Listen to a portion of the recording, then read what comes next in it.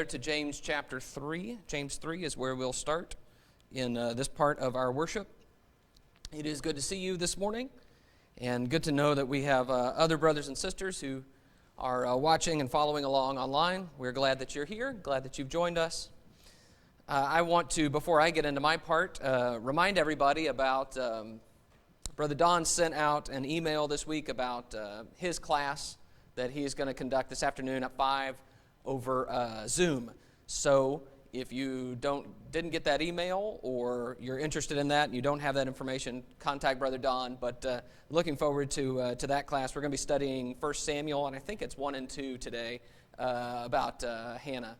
And so looking forward to that, and it will be an interesting new experience for us to figure out how we do an actual adult Bible class on Zoom. We've been doing that about the men's study, the Thursday morning men's study, for the last couple of weeks. And that's gone well, but I wonder, I don't know how many will be there, but I hope everybody will join in this afternoon at 5. I suspect that we don't have a lot of other commitments at that time, just my suspicion, if your schedule is anything like mine has been over the last couple of weeks. All right, I want to begin by reading James 3, beginning in verse 1. It says, "Not many of you should become teachers, my brothers, for you know that we who teach will be judged with greater strictness. For we all stumble in many ways, and if anyone does not stumble in what he says, he is a perfect man, able also to bridle his whole body. If we put bits into the mouths of horses so that they obey us, we guide their whole bodies as well. Look at the ships also. Though they are so large and are driven by strong winds, they are guided by a very small rudder wherever the will of the pilot directs. So also the tongue is a small member, yet it boasts of great things. How great a forest is set ablaze by such a small fire. And the tongue is a fire, a world of unrighteousness. The tongue is set among our members, staining the whole body, setting on fire the entire course of life, and set on fire by hell. For every kind of beast and bird, of reptile and sea creature, can be tamed and has been tamed by mankind, but no human being can tame the tongue. It is a restless evil, full of deadly poison. With it we bless our Lord and Father, and with it we curse people who are made in the likeness of God." So if you notice, James moves. In verse 1, he's talking about teachers. Don't be many teachers, will receive a stricter judgment. But he moves from that and explains, the reason I'm saying that is about the tongue, because teaching involves the tongue, and we have to understand the danger of the tongue. And the problem that James is addressing for a lot of this section is that the tongue seems like it's not that big a deal. Like what we say just seems to be unimportant. But James says it's a much bigger deal because it's a lot like a small thing that has a disproportionate impact. And he uses two examples. He talks about the bit that we put in a horse's mouth on the bridle, and that way you can move the horse wherever you want it to go. He also talks about a rudder, very small part of the ship, especially in proportion to the rest of the ship, and yet you move the rudder and the whole ship turns. And so the same way the tongue is a little thing, but man, it affects so much about who we are and what we do and the impact that we have on others. And especially, James is concerned about the impact we have for destruction. Notice some of the pictures, like in verse 5, he talks about how great a forest is set ablaze by such a small fire, and the tongue is a fire. In verse 8, he says it's a restless evil full of deadly poison. So the tongue has a power not just to do good. Here he's focusing on the tongue has power to do evil. And I think we all know that. I guarantee that everyone who can hear me right now can probably, without too much thought, bring up some things that someone said to them, words that still ring. You still hear them. Something someone said that caused a scar that is still there. Maybe that's something that a parent said, or something that a friend said, something that someone you were interested in romantically said. Someone has said something to you that you still remember because it caused such pain for you. We have felt, in other words, the poison James is talking about. And you might ask, well, why is this such a big deal? Why do words hurt us like that, where there is damage that lasts for years and years? And I think the Bible has the answers to that. Jesus says that words are the expression of the heart. So really what's happening when someone says something to us and that lasts and that pain sticks with us, what is happening there is we are hurt by the fact, not that someone said something, because words are immaterial. The problem is we are hurt by the fact that you feel that way about me, that you hate me and you have expressed that through words, or that you want to hurt me and you've expressed that through words. The words reveal the heart. And so when someone thinks and feels something hurtful toward us, well, it hurts us. So, our theme for the year is house rules, where we've been talking about principles for Christian homes.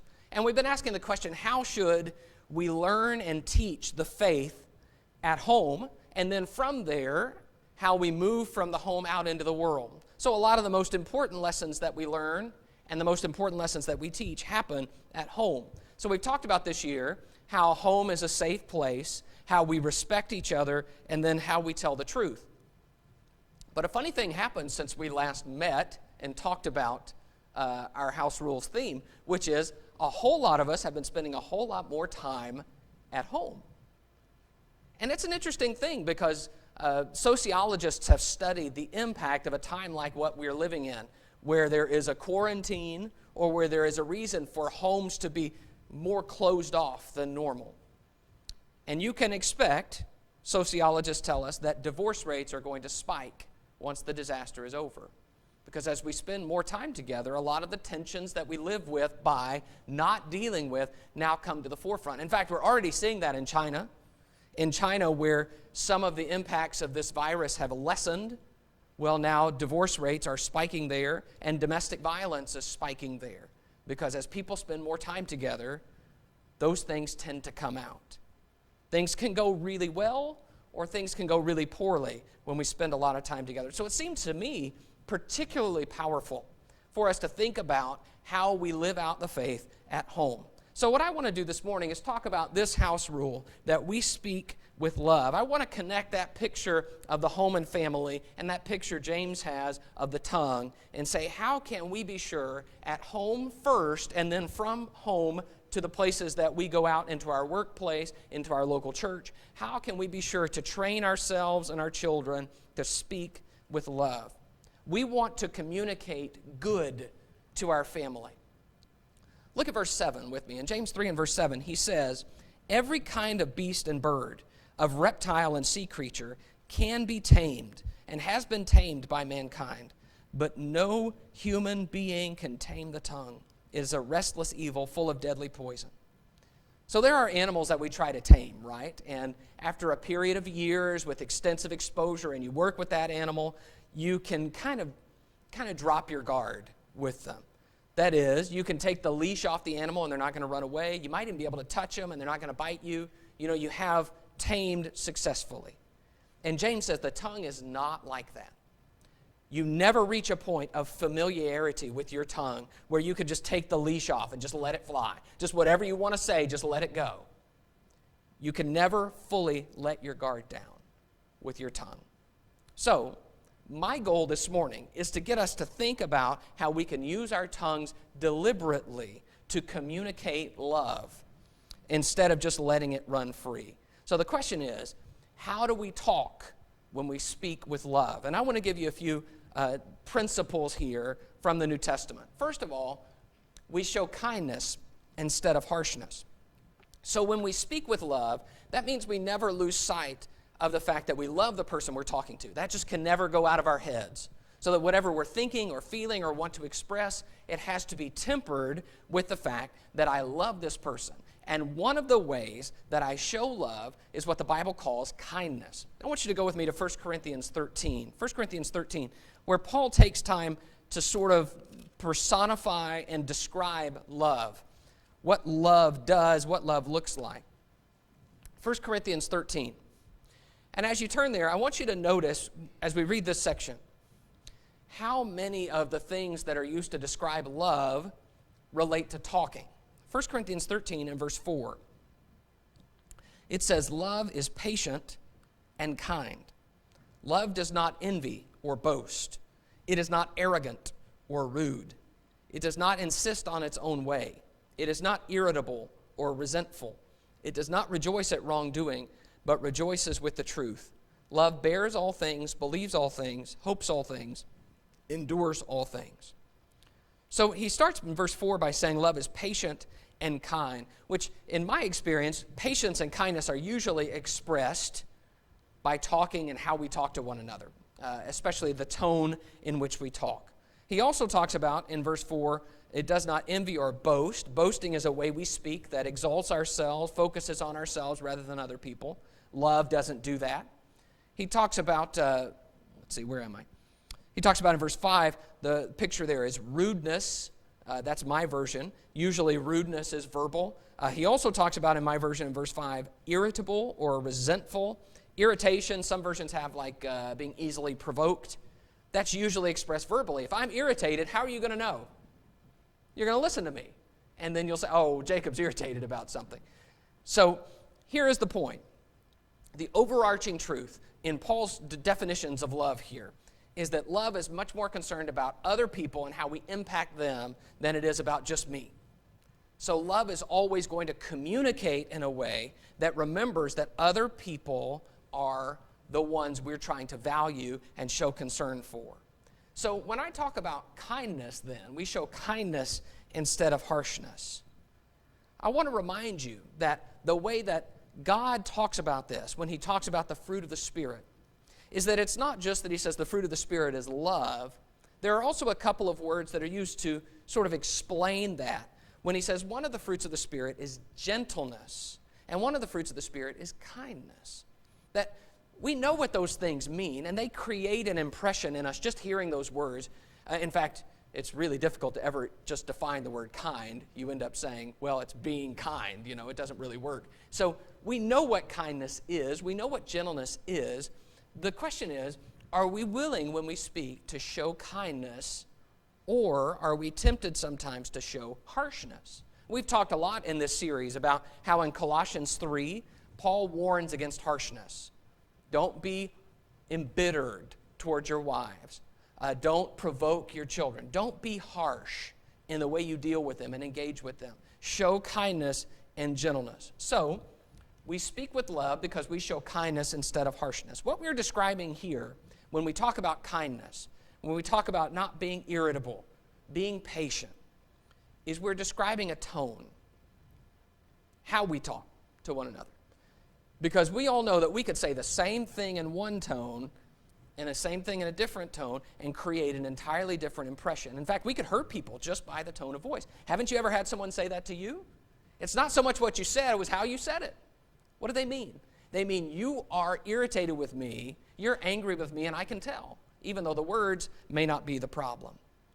So in our homes, what can easily happen is that our familiarity with one another lets us kind of let the leash off our tongues. We say, you know what, this is my house. I should just say what I think. I'm just going to tell you what I think about you. And when we do that, we're not really thinking about how we love that person and want to try to help them to be better. Instead, we're thinking about ourselves and how we just want to vent. So when we speak with love, we show kindness instead of harshness. Now, kindness doesn't mean that we always agree with other people. It doesn't mean that there are never any consequences when someone does something wrong. It doesn't mean we always accept how we're being treated. That's not what I'm talking about. It means that I'm always going to temper my anger and my rage because God has taught me to speak kindly. So maybe that means I need to take some time to think carefully about what I'm about to say and how I'm going to say it. Maybe I need some time just to cool down. Maybe that means that I want to be sure that you hear my point instead of just my anger. In fact, sometimes it seems to me that we're completely unaware of how angry we are and how it's coming across until someone tells us and kind of points that out to us. But very often, there are ways we can soften our tone even without changing our words. I want to say, for me, this is usually a struggle where I don't realize that I'm very stressed about something. I don't realize how angry I've gotten. I get irritated and frustrated with a person in a situation, and I speak out of that irritation. I am saying Scripture teaches us that when we speak with love, we're going to need to focus on kindness. Am I speaking kindly to this person? We learn that and we practice that at home, but once we develop that skill, we can then take it out into our other relationships, learning to speak kindly with others. Second, we speak with love when we build up instead of insulting. That passage we started with about James talking about the tongue, he mentioned blessing and cursing other people, which is the idea of speaking evil or saying insulting things about people. But speaking with love means I'm going to try to build up instead of insulting. I'm not just tearing down. So the question that this idea asks is, what good am I doing with my speech? When I speak, what benefit is there going to be? Now, it's possible to find something that, please listen to what I'm about to say because you might disagree initially. It is possible to find something to compliment in everybody. Now, you might have to think really hard. Sometimes it might not be right on the surface, but we can always find something good, something we can praise. Always. I'm impressed with the fact that you remember when Paul is called to go up to Mars Hill, the Areopagus in Acts 17, and he is irritated. The scripture says his spirit was provoked within him. But when he gets up on the Areopagus and he's surrounded by these Greek philosophers, the first thing he says is, "Men of Athens, I perceive that in all things you are very religious." First thing he says, "Man, you guys are doing a great job being religious. Let me tell you what you need to be doing because of that." But he starts with praise. He starts with a compliment. Have you ever thought about what it does to people when you start by praising them? Think about yourself. When someone says something kind to you, praises you, praises some feature of your personality or something about something you've done, you know what it does? It softens you and it opens you up. Now, I understand some people, if you want to be cynical, some people are just trying to flatter you and they want to get something out of you. I get that. But it's just natural for us. When someone praises us, we don't get defensive against them. Wait a minute. We say, "Oh, thank you. You know, that's very nice. That's a nice thing to say. I appreciate you saying that." And we're open to them. And then if they have more to say, we're probably going to listen. But what happens when the first thing we hear from someone is criticism? Suddenly we're defensive. We're not open at all. We're closed. You don't have any right. Anything you say, even if I would have agreed with it normally, when you say the criticism first, I'm probably not going to agree. I'm not going to listen because you've started with an insult. So I want us to think about how we can build up with our speech instead of insulting. Let's go over to Ephesians 4. Ephesians 4, this is the passage Brother Kerry read for us at the beginning of the service. Ephesians 4 and verse 29, it says, "Let no corrupting talk come out of your mouths, but only such as is good for building up, as fits the occasion, that it may give grace to those who hear." So what is good for building up? That's the idea here. We build up instead of insulting. And building up is about how I can make this person better. Now, I want you to listen to these words. The word is edification, which is the idea of building an edifice. Or sometimes we say we need to say something that's constructive. Okay, it's something that's going to be positive. Or in one way or another, we need to do something that will build up. Do you hear in those words, an edifice, constructing, building up, that we're using the picture, and it's the same in Greek, of building a building? And we're adding a little to it. So when we build someone up, when we edify them, when we say something constructive, what we are doing is that we are contributing with our words to the character they're building. We are trying to help them continue in a good direction instead of a bad direction. And so we are encouraging that by the things that we say to them. Now, we also use that same picture when we say it's possible to tear others down. It uses that building and say, whatever character you're building, I'm trying to tear it down. I'm trying to destroy it. We can do either one of those with the way that we talk to people. Have we thought about that? That what we say encourages or discourages someone from a right kind of character?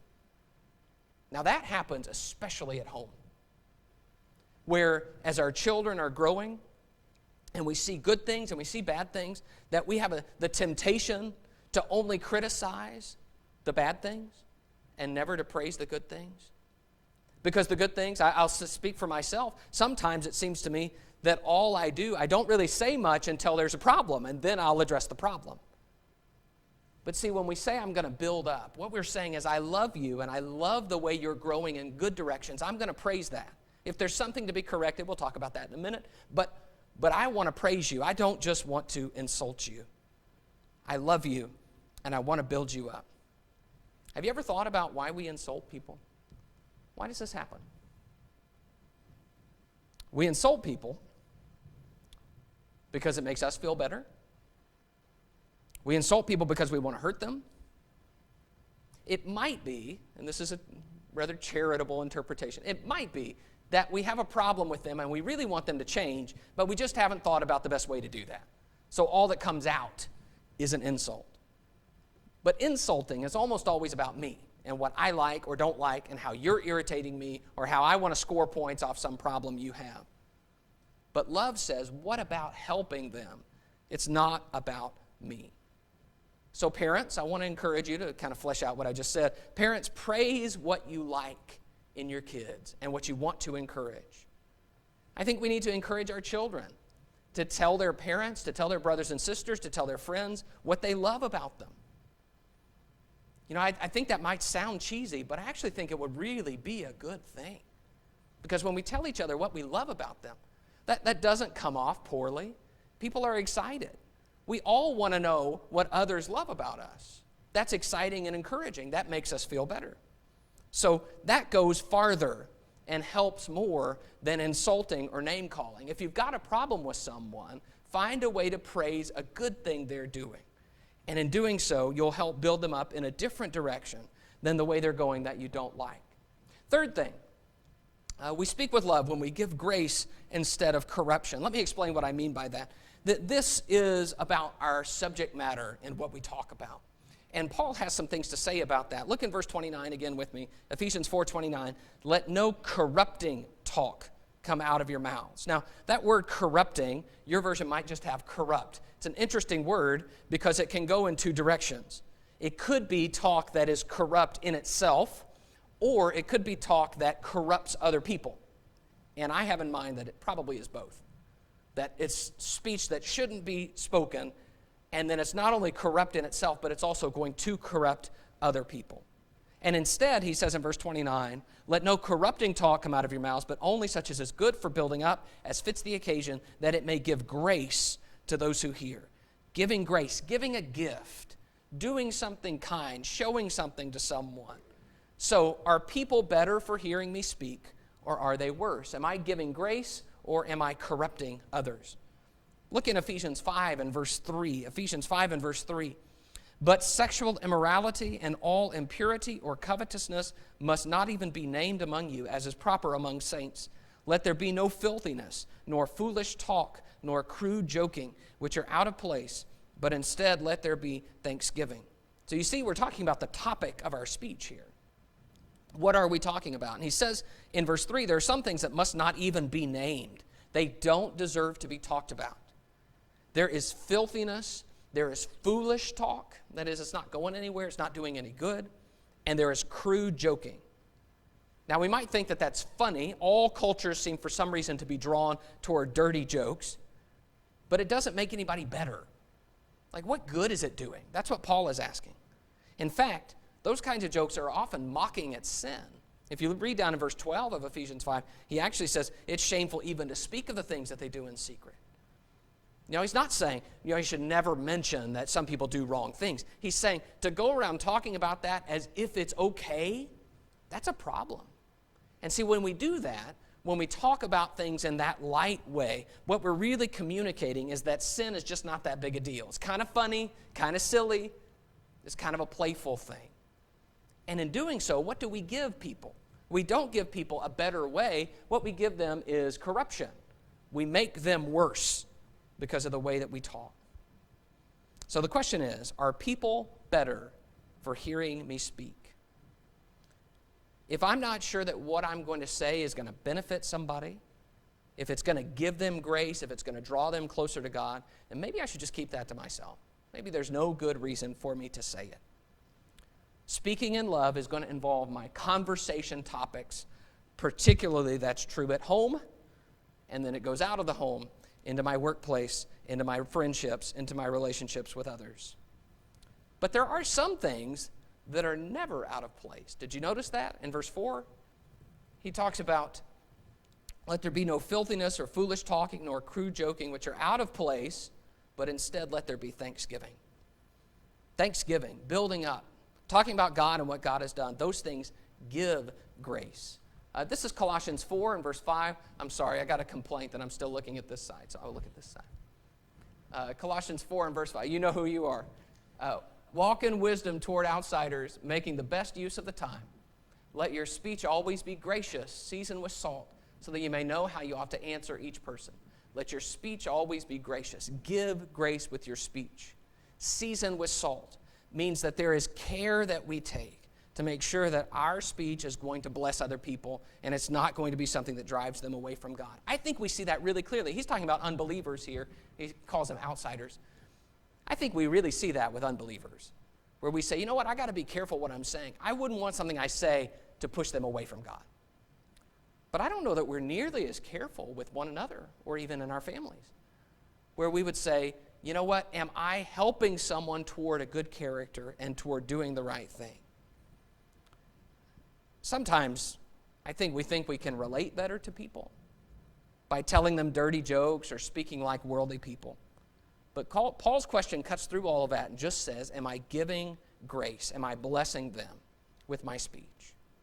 Well, you may be thinking, well, how do I do that? How do I give grace instead of corruption? I think, first of all, this is very simple to me.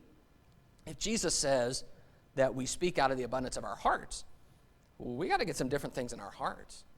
We've got to start thinking differently. And it seems to me that if we look at our speech and our speech is a reflection that we're not really thinking about God's things at all, we don't really have any gifts to give anybody, then maybe there needs to be some work done on what I'm filling my heart with. But practically, what this is going to mean is there are just some things that don't need to be talked about. And that's okay. Maybe I just need to be quiet or find something else to say. But it also means that I need to be thinking, when I'm in a conversation, the conversation is not just about me scoring points off somebody, getting everybody to laugh at my jokes so that maybe they'll like me better. But it's instead about, how am I helping people draw closer to God? I'm thinking about them. That's what love does. Love says, when this conversation is over, it's not about, am I better or worse? It's about, am I making them better or worse? That's the way love thinks. So am I making others better? Am I giving grace? Last thing I want us to say is we speak with love when we disagree or correct instead of attacking. Somebody is out there thinking, well, that all is well and good, but does that mean we always have to get along and, put up with everybody even if they're wrong and all that kind of stuff? Well, of course, I'm not saying that we accept everything anyone says or does, but love has a way of disagreeing or correcting that does not attack. I want you to go with me to 2 Timothy 2. 2 Timothy 2. Paul talks about this with Timothy as what he calls a man of God, a preacher of the gospel, a servant of the Lord. 2 Timothy 2 and verse 22. 2 Timothy 2:22. So flee youthful passions and pursue righteousness, faith, love, and peace, along with those who call on the Lord from a pure heart. Have nothing to do with foolish, ignorant controversies. You know that they breed quarrels. And the Lord's servant must not be quarrelsome, but kind to everyone, able to teach, patiently enduring evil, correcting his opponents with gentleness. God may perhaps grant them repentance, leading to a knowledge of the truth, and they may come to their senses and escape from the snare of the devil after being captured by him to do his will. So he says, Timothy, here's how you deal with people that you disagree with, that oppose you. And he calls them opponents. So first of all, you pursue love. That's verse 22. Pursue love. And then he also says, verse 23, watch out for foolish, ignorant controversies. The kinds of things that just make arguments. That's all they're good for. And he says, don't get sidetracked into things that aren't the real substance of what matters. I've got to tell you, I think that is great advice. I think it's great advice in spiritual things. Not every spiritual thing is worth arguing about. I think it's great advice in life. In our relationships, there are going to be things that we may disagree about that are just not that big a deal. And, if we want to fight about it, people will fight with us. But why would we? And there are some things, I'm thinking about, let's argue about sports. Let's argue about politics. These are tried and true that you're going to get an argument if you want to start one. But they're foolish and ignorant. There's no point to them. If there's something that good that can come of it, that's fine. But usually there needs to be some discernment about the arguments and the different things that we're going to involve ourselves in. Pick your battles. Don't be quarrelsome. Verse 24, the Lord's servant must not be quarrelsome, but kind to everyone. There's kindness again. Able to teach, patiently enduring evil. Verse 25, correcting his opponents with gentleness. There's that word gentleness again. So he says, you correct them, you be kind, you show love, you disagree with them, but you don't have to attack them. In fact, he says, think about the fact that they've been taken captive by Satan to do his will, and that God may perhaps grant them repentance so that they can move out of that position. You can disagree or correct someone without attacking them personally. That's what he's saying. And to speak with love means we have to understand the difference in those two things. That people can have wrong opinions and wrong views without it meaning that they have deep character flaws. And that's the distinction he teaches Timothy to make. Attack that idea, that argument, that mentality, but you're not attacking that person. Turn the page over to 2 Timothy 4. 2 Timothy 4 and verse 2. He's also talking to Timothy here about his preaching work. He says, preach the word, be ready in season and out of season, reprove, rebuke, and exhort with complete patience and teaching. For the time is coming when people will not endure sound teaching, but having itching ears, they will accumulate for themselves teachers to suit their own passions, and will turn away from listening to the truth and wander off into myths. So he says, uses three words, reprove, rebuke, exhort. So he says, Timothy, you're going to see a lot of things that are not proper. Correct them, work on them, talk about them, disagree with them, but not in hatred, not to attack people, but to fulfill your work of helping other people. So what I am saying, when I say we disagree or correct instead of attacking, is that love focuses on the substance of the disagreement instead of attacking the person. I can disagree with you and still love you. In fact, is there anybody that we don't disagree with about something? Nobody agrees with me completely, and yet I still love people. So, obviously, we're able to make that work in some relationships. See, when we advance to attacking people, things go sideways. I have to say, I think this is really, this whole topic has really gotten worse with the advent of the internet and social media, where people are no longer able to distinguish between an idea or a principle or an argument and the person making it. Everything is now about a person's character. And you can see it when you see people who immediately say things like, no, this is not true, and you're an idiot. And you hear what's happening. Well, suddenly, it's not just about the topic, it's now about their personal intelligence. Well, how are we going to respond when someone calls us names? Like we said earlier, we're probably not going to be real open to them, and so we lash back. We're no longer willing to listen because we feel attacked personally. So we need to understand that if we want people to hear our correction, we have to do more than just attack them. We have to correct, we have to appeal, we have to rebuke and reprove and exhort. There are some things we're going to say, this is really good, and then, this I have a problem with. I still love you, but man, this is not working. To be able to distinguish those two things is vital if we're going to speak with love. So parents can disagree with their children without attacking them personally. This is a behavior that's not going to be acceptable. Still love you, you can't do this. And children need to be able to disagree with their parents without attacking them personally, where they express themselves clearly and say, I do this, I don't do this, I like this, I don't like this. And so we can have clear communication instead of just attacking one another. So, if this distinction is being lost in our world, it is vital for you and me as Christians to learn the difference between correcting someone and attacking them. Those are two different things. So we need to learn to speak better. I especially want to say that with all of these issues, this last one particularly and the first one particularly, that we are in a different kind of world at the moment where a lot of our interactions are not going to be face-to-face interactions. We're just not able to do that in the same way as normal. Now, because of that, if what we're doing is a lot of phone calling and text messaging or talking online, the issue is, if you and I are talking face-to-face, and I say something and I see you do this, I know that, I need to explain.